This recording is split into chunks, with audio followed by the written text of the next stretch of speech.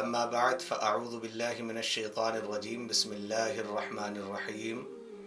یا ایہا الذین آمنوا کتب علیکم الصیام کما کتب علی الذین من قبلکم لعلکم تتقون صدق اللہ العظیم وصدق رسولہ النبی الکریم ونحن علی ذلک لمن الشاہدین والشاکرین والحمد للہ رب العالمین اللہم صل علی سیدنا ومولانا محمد معدن الجود والکرم وآلہ واصحابہ وبارک وسلم صلاۃ وسلام علیک یا رسول اللہ صلی اللہ علیہ وسلم۔ لمرہ ایجنسی کے سامعین و ناظرین، السلام علیکم ورحمۃ اللہ وبرکاتہ۔ شان رمضان کے ساتھ ہم اور آپ ایک مرتبہ پھر آپ کی خدمت میں حاضر ہیں، اور رمضان الکریم کے تعلق سے رمضان الکریم کی فضیلت، عظمت اور قرآن مجید کی عظمت و فضیلت کے تعلق سے ہم اور آپ روزانہ تھوڑی تھوڑی گفتگو کرتے ہوئے چلے آ رہے ہیں۔ آج آپ کے ساتھ قرآن و سنت کی روشنی میں رمضان الکریم کی عظمت کو ذکر کرتے ہوئے رمضان الکریم کی ایک بہترین عبادت اور آقا علیہ الصلاۃ والسلام کی پیاری سنت جس کو ہم سحری کہتے ہیں،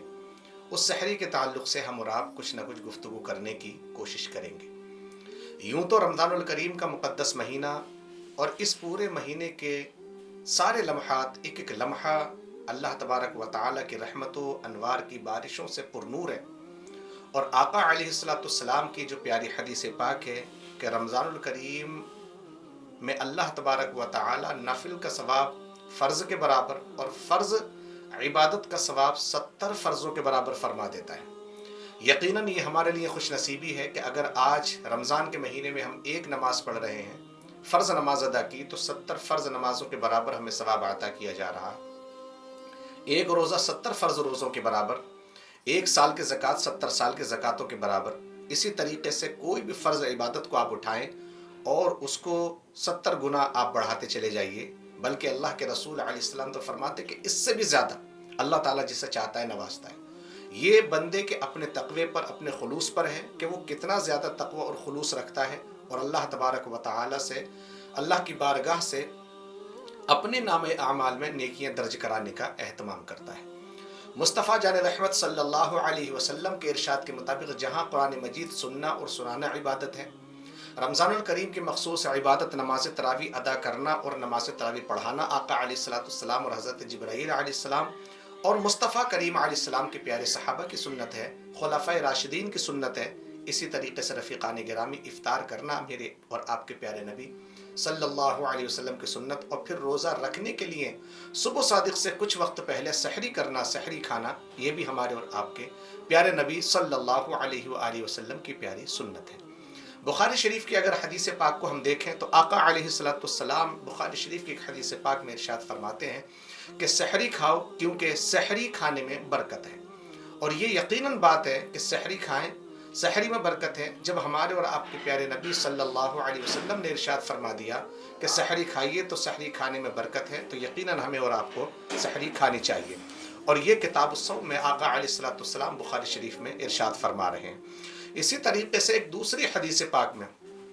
آقا علیہ الصلاۃ والسلام سحری کے تعلق سے ارشاد فرماتے ہیں کہ سحری کل کی کل برکت ہے، اسے نہ چھوڑنا، اگرچہ ایک گھونٹ پانی ہی پی لے،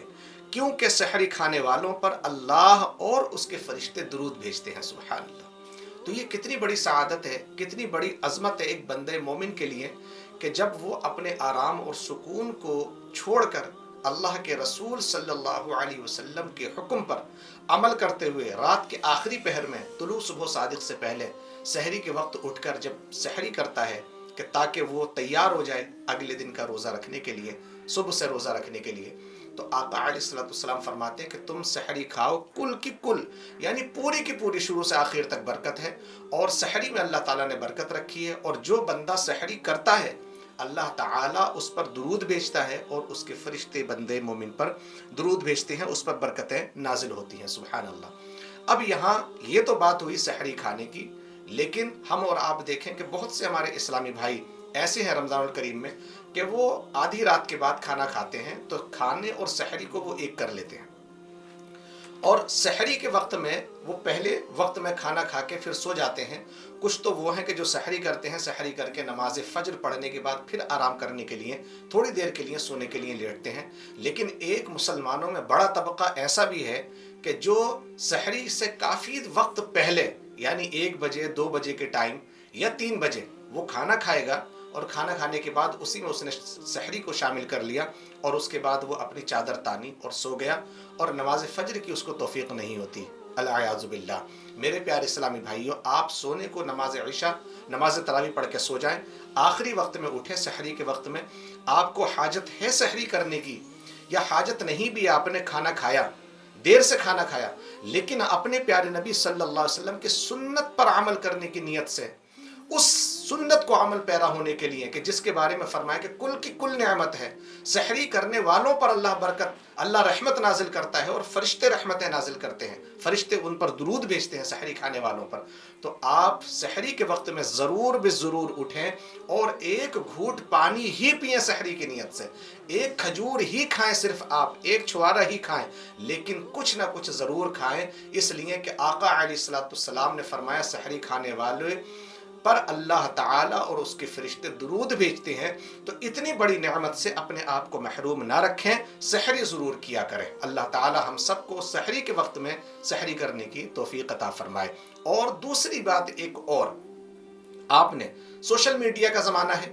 آپ دیکھتے ہیں طرح طرح کے لوگ ہیں، اور ہر آدمی دین سکھانے کی کوشش میں لگا ہوا ہے، چاہے اس کو دین کی معلومات ہے یا نہیں ہے. آپ نے سوشل میڈیا پر ایک مسئلہ یہ بڑی تیزی کے ساتھ سنا ہوگا، اور لوگ بڑی باتیں کرتے ہیں. بہت سے مولانا نما یا عالم نما لوگ کہتے ہیں کہ سحری اس وقت تک کھاتے رہو جب تک کہ فجر کی اذان نہ ہو جائے. یعنی اذان ہو رہی ہے، آپ کے پیالے میں اگر کچھ ہے تو آپ کھانا چاہتے ہیں کھاتے رہیے، یہاں تک کہ اذان ہو رہی ہے ہونے دیجئے، آپ کھا لیجئے اور ختم کر دیجئے. جبکہ یہ ایک بڑی غلط فہمی ہے، اور ایسے لوگوں کا روزہ نہیں ہوتا. آپ احادیث کریمہ کا مطالعہ کریں تو سحری کا وقت ختم ہونے کے لیے نماز اذان کا ہونا ضروری نہیں ہے، بلکہ سحری تو طلوع صبح صادق سے پہلے پہلے ہے.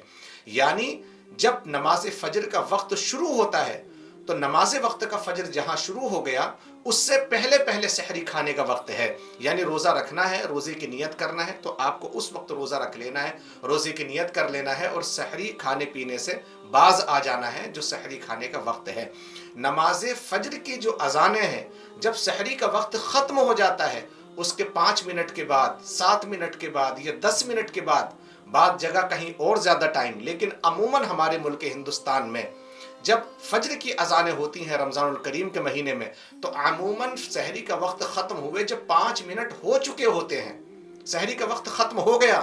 طلوع صبح صادق ہو گیا، فجر کی نماز کا وقت شروع ہو گیا. تو اب جب شروع ہو گیا تو 5 منٹ کے بعد فجر کی اذانیں پڑھنا شروع کیا جاتا ہے. تو آپ خود غور کریں اور ان عالموں پر افسوس کریں کہ جنہوں نے آپ کے روزوں کو خراب کیا، جنہوں نے آپ کو بھوکا رکھا، اور بھوکا رکھ کر نہ آپ ادھر کے رہے، نہ دھوبی کے کتے والا حساب ہو گیا کہ نہ دھوبی کا کتا، نہ گھر کا نہ گھاٹ کا، یعنی روزہ رکھا بھی اور روزہ ہوا بھی نہیں. تو پیارے اسلامی بھائیوں، اس بات کو آپ ہمیشہ ذہن میں رکھیں کہ سحری کا وقت ختم ہونے میں اذان فجر سے کوئی تعلق نہیں ہے. اس کا تعلق تو سحری کا وقت اور فجر کا وقت کے شروع ہونے میں ہے، کہ جہاں سحری کا وقت ختم ہوتا ہے فوراً اگلے ہی سیکنڈ نماز فجر کا وقت شروع ہو جاتا ہے. طلوع صبح صادق جہاں ہوا وہاں سحری کا وقت ختم ہو گیا، فجر کا وقت شروع ہو گیا. آپ کو اس سے پہلے پہلے سحری سے نپٹ کر کھانا ہو، پینا ہو، جو بھی کچھ ہو آپ کر لیں، اور اس کے بعد آپ دعا پڑھ لیں، روزے کی نیت کر لیں. یہ چیز ہے. تو نماز فجر کی جو اذان ہو رہی ہے اس سے سحری کا وقت ختم ہونے کا کوئی مطلب نہیں ہے. بعض لوگ یہ کہتے ہیں کہ صحابی رسول حضرت بلال اذان دے رہے ہوتے تھے اور لوگ کھا رہے ہوتے تھے، ان کے پیالوں میں، ان کے برتنوں میں جو کچھ ہوتا تھا. آپ احادیث کریمہ کا مطالعہ کریں تو آپ کو پتہ چلے گا رسول اللہ صلی اللہ علیہ وسلم کے پیارے صحابہ، دو صحابیوں میں حضرت بلال رضی اللہ تعالی عنہ تہجد کی نماز کے لیے اذان دیا کرتے. تو صحابہ کرام سے آقا فرماتے کہ جب بلال اذان پڑھے تو تم کھاتے پیتے رہو، تمہیں کوئی روک ٹوک نہیں ہے، ابھی وقت ہے. تو تہجد کی جو اذان ہوتی تھی وہ سحری کے وقت میں ہوتی تھی، جہاں سحری کا وقت چل رہا ہے. اور جب حضرت ام مکتوم اذان دیتے، جو نابینا صحابی تھے اور آقا علیہ السلام کی مسجد کے مؤذن تھے، جب وہ اذان دیتے تو آقا علیہ الصلوۃ والسلام کا ارشاد ہوتا کہ جب یہ میرے صحابی نابینا صحابی میں مکتوم اذان پڑھیں تو تم کھانے پینے سے باز آ جاؤ، یعنی کہ تمہارا سحری کا وقت ختم ہو چکا، اب فجر کی نماز کے لیے جو ہے صحابی رسول اذان کہہ رہے ہیں، اب تمہیں کھانے پینے کی اجازت نہیں ہے۔ تو اپنے روزوں کی حفاظت کریں، کسی کے بہکاوے میں نہ آئیں، آپ خود عقل لگائیں، آپ عاقل ہیں، بالغ ہیں، مومن ہیں، مسلمان ہیں، یہ کسی مولانا کے کہنے سے آپ کریں گے؟ آپ کو خود اپنے روزے کی فکر ہونی چاہیے کہ آپ سحری کا وقت اگر ختم ہو رہا ہے تو سحری کا وقت ختم ہونے سے 5 منٹ پہلے آپ احتیاط ہے کہ آپ سے کھانا پینا ختم کر دیں۔ سب سے بہتر تو یہ طریقہ ہے، آپ بہانے نہ بنائیں، آپ کھانے پینے کے چکروں میں نہ پڑیں، اس لیے کہ 11 مہینے ہم کھا پی رہے ہیں، اور پھر رمضان کے دنوں میں راتوں میں بھی تو ہم کھا پی رہے ہیں، پورا پورا کھا رہے ہیں۔ اب کھانے کے تعلق سے بھی آقا علیہ الصلوۃ والسلام تو فرماتے ہیں کہ سحری میں برکت ہے، اور کل کی کل برکت ہے، اور سحری جو کھاتا ہے اللہ تعالیٰ اور اس کے فرشتے اس پر درود بھیجتے ہیں۔ لیکن ہم سحری کیسے کھاتے ہیں؟ کھانا بھی کھا رہے ہیں، چائے بھی پئیں گے، دودھ بھی پئیں گے۔ اب وہ جتنی آپ کو آپ کی طبیعت گوارا کرے یقیناً اتنا کھانا چاہیے، جتنی آپ کو بھوک اتنا کھائیں، لیکن ہم روزے کو آسان کرنے کے لیے بہت بہت زیادہ کھاتے ہیں۔ آپ نے ایک حدیث پاک سنی ہوگی علماء کرام سے، آقا علیہ الصلوۃ والسلام فرماتے ہیں کہ روزے دار کے منہ کی جو بو ہے، وہ روزے دار کے منہ کی بو اللہ تبارک و تعالیٰ کو مشک سے زیادہ پسندیدہ ہے۔ مشک کی جو خوشبو ہے، مشک و عنبر، جو دنیا کی سب سے بہتر خوشبو ہو سکتی ہے، اس سے زیادہ پسندیدہ وہ ہے۔ اب کتنے ہمارے اسلامی بھائی بہنیں ایسے ہیں کہ جو روزہ رکھنے کے لیے سحری میں بہت زیادہ کھاتے ہیں، بہت زیادہ پانی پیتے ہیں، اب وہ پورا دن ان کا پیٹ خراب ہے، پورا دن جو مطلب وہ افارے کے، گیس کے، اسی طریقے سے جو مطلب پیٹ کی خرابی کے شکار ہے۔ اب ان کے منہ سے جو پیٹ خراب ہونے کی جو بو آتی ہے، بھائی وہ نہیں ہے۔ جبکہ حدیث کریمہ کو آپ پڑھیں گے تو فقہاء کرام نے اور محدثین نے باقاعدہ اس میں یہ صراحت کی ہے کہ یہ جو روزے دار کے منہ کی بو اللہ کو پسند ہے مشک سے زیادہ، اس کا مطلب یہ ہے کہ روزے بندہ مومن کا معدہ خالی ہونے کی وجہ سے، جو اس کے معدے سے جو ایک بو اور منہ سے جو ایک بو اٹھتی ہے خالی ہونے کی وجہ سے، تو اس خالی ہونے کی وجہ سے بو نکلی اس کے منہ سے آتی ہے، وہ اللہ تبارک و تعالیٰ کو مشک سے زیادہ پسندیدہ ہے۔ وہ نہیں کہ جو ہم کھا پی کے اور بہت زیادہ بھر کے پیٹ، اب پورا دن ہم پریشان ہیں کہ پیٹ خراب ہو گیا، باتھ روم جا رہے ہیں، لیٹرین جا رہے ہیں، اور پیٹ خراب میں پریشان ہے۔ تو میرے بھائیو، اللہ تبارک و تعالیٰ کے